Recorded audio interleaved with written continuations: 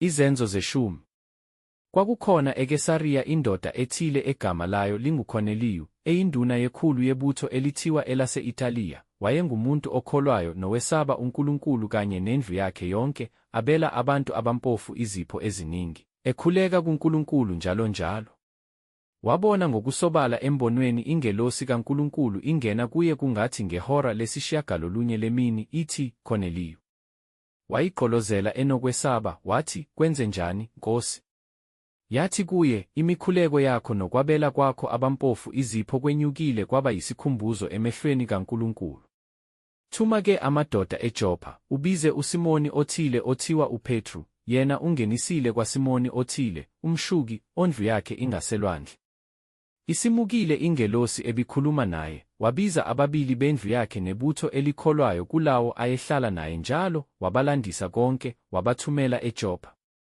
Ngangomuso besahamba labo, sebesondela emzini, uPetru wenyukela phezu kwendlu ukuyokhuleka ngehora lesithupha.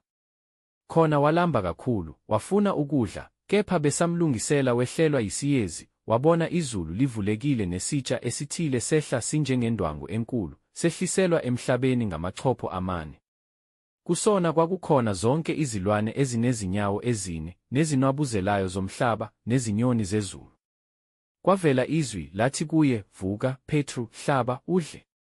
Kepha uPetru wathi, "Cha, Nkosi, ngokuba angizange ngikudle okuyitshilo nokungcolileyo."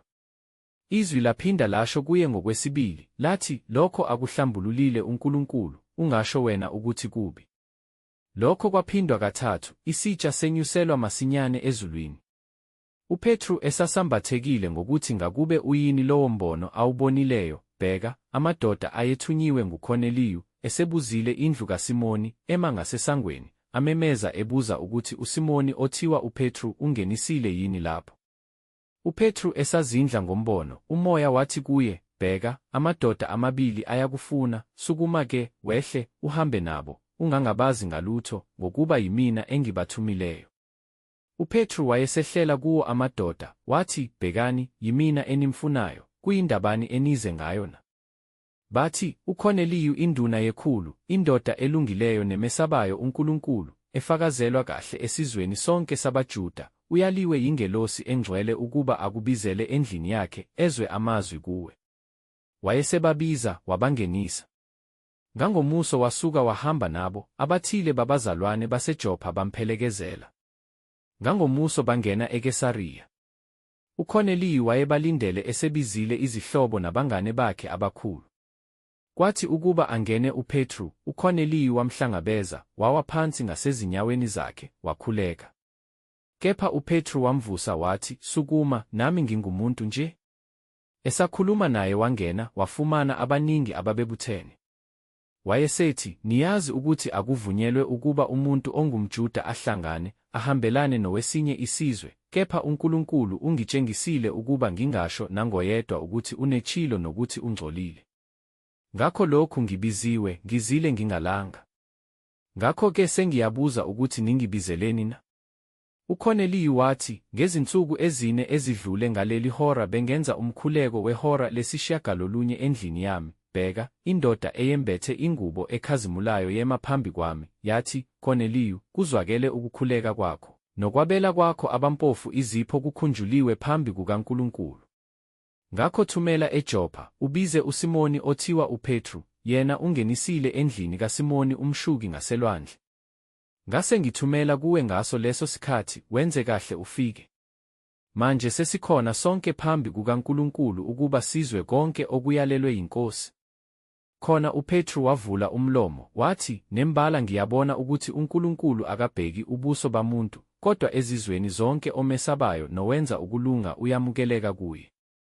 Walithumela izwi kubantwana bakwa-Israyeli, eshumayela ivangeli lokuthula ngaye uJesu Kristu, yena uyiNkosi yabo bonke. Niyalazi izwi elamenyezelwa eJudiya lonke, liqalile eGalile, emva kokubhaphathiza akushumayelayo uJohane lokuthi uNkulunkulu wamgcoba uJesu waseNazaretha ngoMoya oNgcwele nangamandla, owahamba enza umusa, ephulukisa bonke ababesemandleni kaSathane, ngokuba uNkulunkulu wayenaye. Nathi singofakazi bezinto zonke azenzayo ezweni labaJuda naseJerusalema yena abambulalayo bemphanyeka emthini. Lowo uNkulunkulu wamvusa ngosuku lwesithathu, wamnika ukuba abonakale, kungekubantu bonke kodwa kithina esingofakazi ababekhethwe nguNkulunkulu ngaphambili, esasidla siphuza naye emva kokuvuka kwakhe kwabafileyo. Wasiyala ukuba sishumayele kubantu, sifakaze ukuthi nguye omiswe nguNkulunkulu ukuba abe ngumahluleli wabaphilayo nabafileyo.